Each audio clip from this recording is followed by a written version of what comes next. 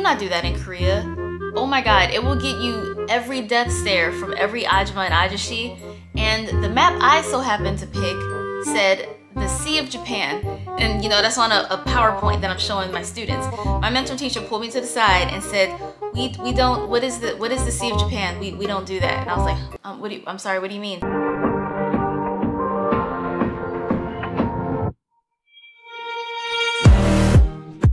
What's up, idols? It's CC Lesson 3. Welcome back to my channel.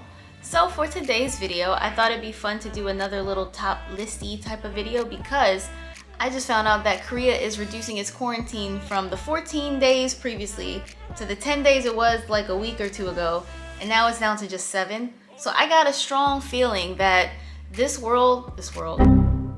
year, a lot of the world will ease their travel restrictions for like vaccinated people, fully vaccinated people, especially since unfortunately COVID is becoming a lot more normalized, and it'll probably be an annual cycle like the flu shots and cold seasons and all that stuff. So I think we'll be able to travel again this year. I know I'm going back this spring, and I was just on the phone with my friend Bria. She's like, yo, this is the time you should come, because I'm going to see her place open up in Jeju. So I will be there visiting, and if you guys plan to visit later this year or anytime soon, then keep watching this video because I have a list of top 12 things that you can't do in Korea.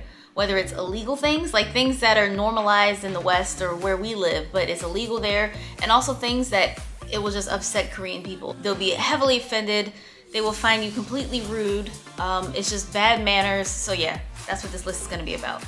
But before we get into that, this video is sponsored by Skillshare.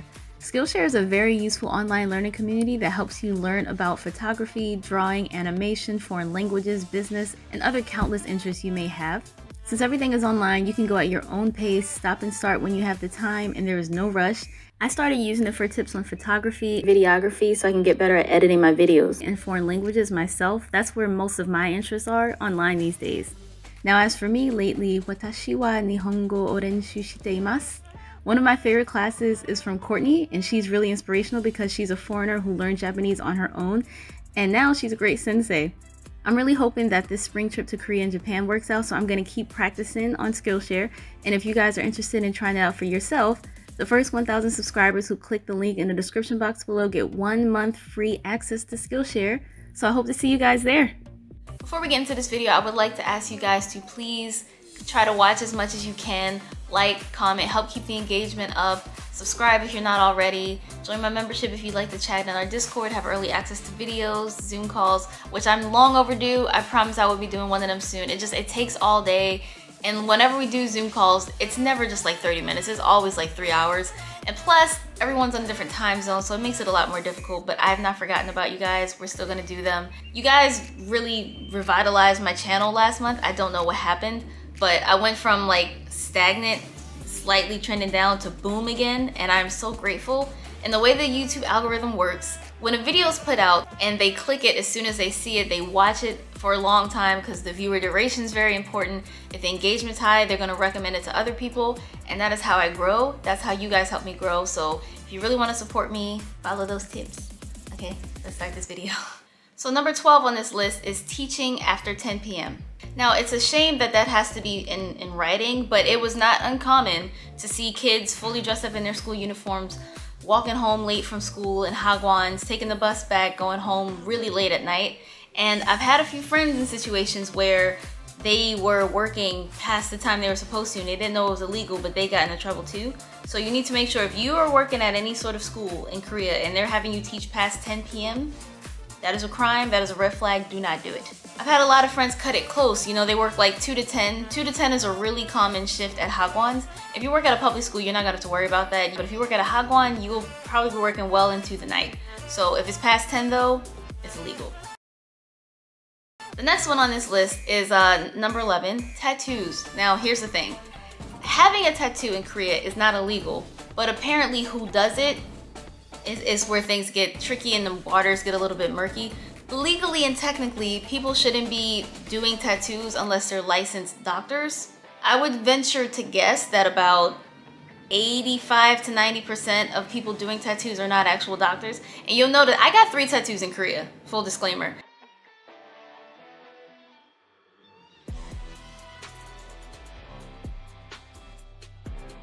And it's always really hush-hush. Like, they never have a big sign in front of their shop that says the name of their tattoo parlor. Like, they'll call you on Kakao and they'll like guide you up through the back alley and up the stairs behind. Like, the first two, I got two together at the same time in 2017, and it was on top of a Paris baguette. It looked like an apartment, and then you open it and you see all the proper medical equipment and everything. You're like, oh, okay, cool. Yeah, tattoos in Korea are pretty hush-hush, but they're so common now. Like, they're becoming way more common, even to the point where I had some, you know, noticeable ones, and that wasn't a problem with me working there or getting a job. Honestly, with foreigners, I think they kind of expect you to have tattoos anyway. But these tattoo shop owners usually deal with like minor law enforcement. They're all over Instagram. It's not like it's a secret that tattoos go on here. You can get your tattoos there, don't freak out. But one thing I will say, if you want to go to a jjimjilbang, some more old-fashioned jjimjilbangs will probably refuse entry to you if you have tattoos. And I actually learned that that's a thing in Japan too, if you like their onsens. A lot of tattoos are becoming common, so don't freak out or be worried about having tattoos, but just know that the process of getting a tattoo in Korea is a lot more hush-hush, because technically it's illegal unless a licensed medical doctor is doing it. So this next one is more about manners, and it's still a habit that I actually have today. It just feels more polite, so I kind of just carried it with me in life.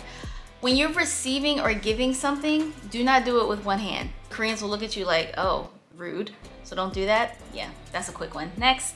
So this is another one that's more about manners and kind of just a way of life you'll have to get used to, especially because I know in the West, a lot of people like to wear their shoes in their apartments, in their beds. Ew.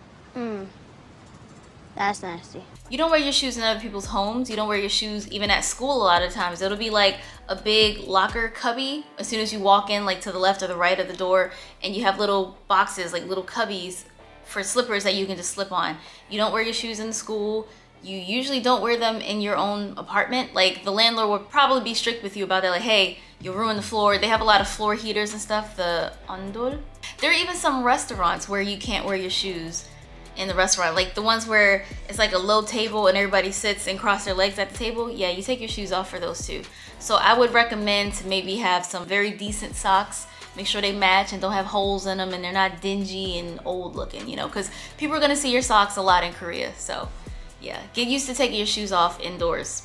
Another thing that I wanted to talk about in this, again, I've mentioned this a lot before, but some people might be new here. One of the things that you can't do in Korea is flush your toilet tissue in the toilet.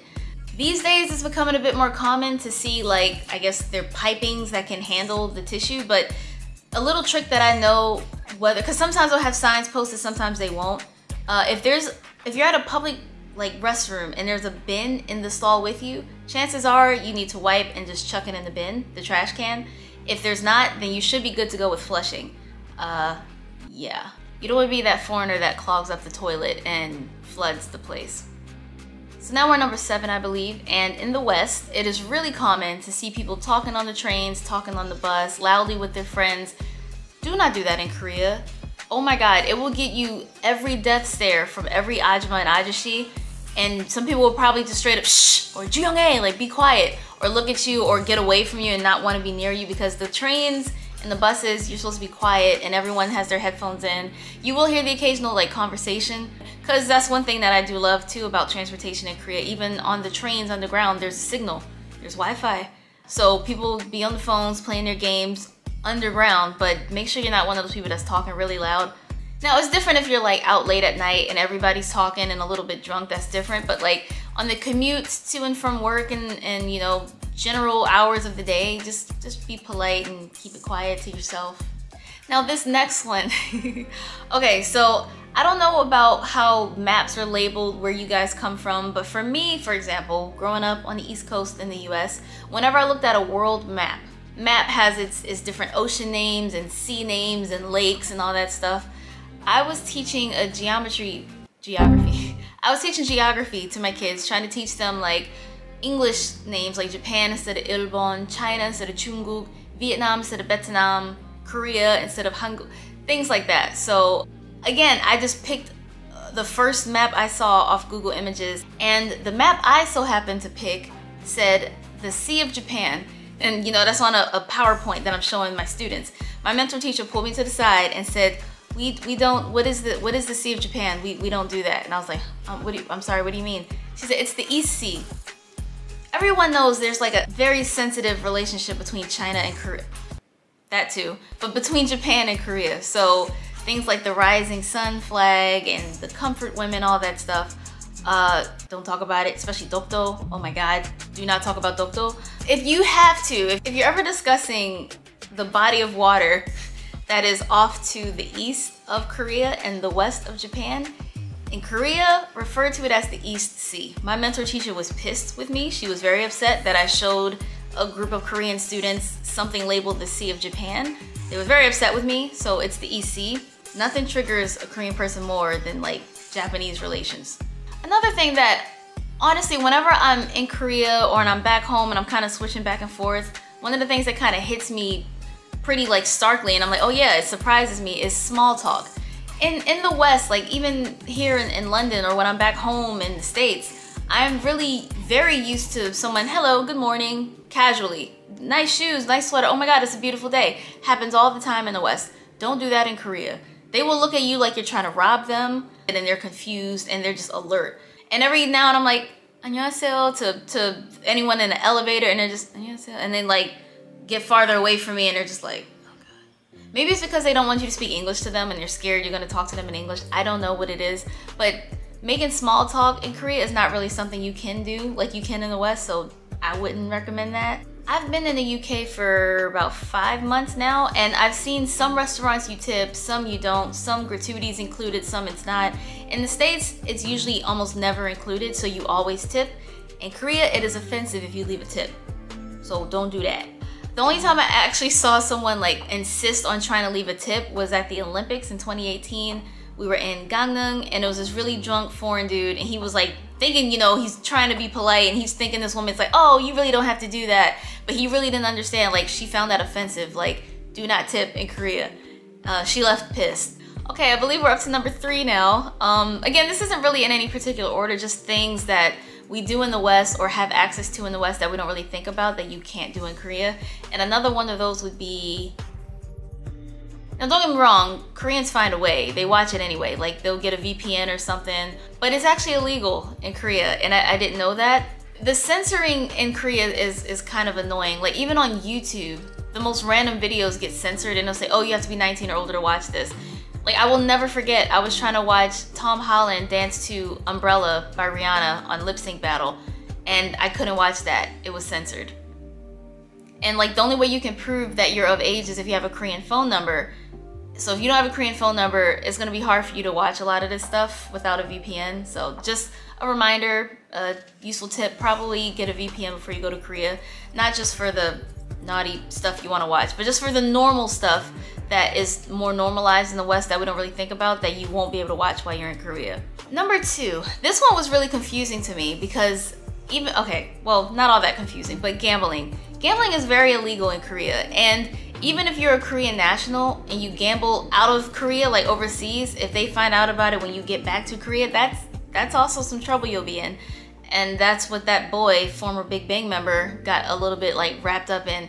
And the reason I was really confused about this was because I've been to Gangnam and I see casino, but apparently they're only meant for foreigners. And there's only like one small casino that is legal in South Korea, and it's always overcrowded, overbooked, and it's not the best quality because they want to discourage people from gambling, which is so weird to me. It's like dangling the fruit right in front of you. And number 1 on this list, I think this rightfully belongs at number 1 because it's so normalized in the West. Like walking down the street, you smell it. My mom loves it.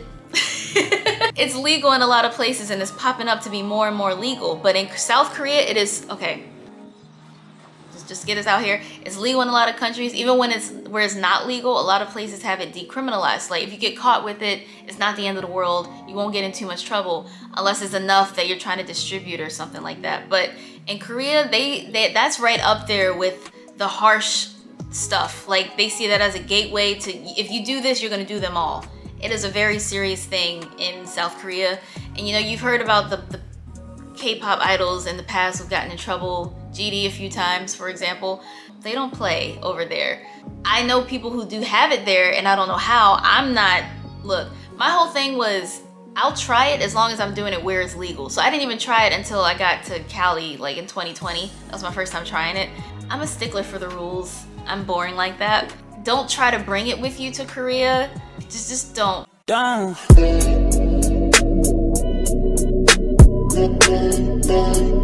ruin your time there before you can actually be there. So don't do it. All right, so that was just a quick little list of things that we do every day in the West, or have access to every day in the West, that we don't think much about, that's rude and illegal, and you just can't do it in Korea. So I hope that was helpful. Hope you have fun when you go. Thanks for watching. If you did, remember to like, comment, share, and subscribe, and I will see you guys next time. Annyeong.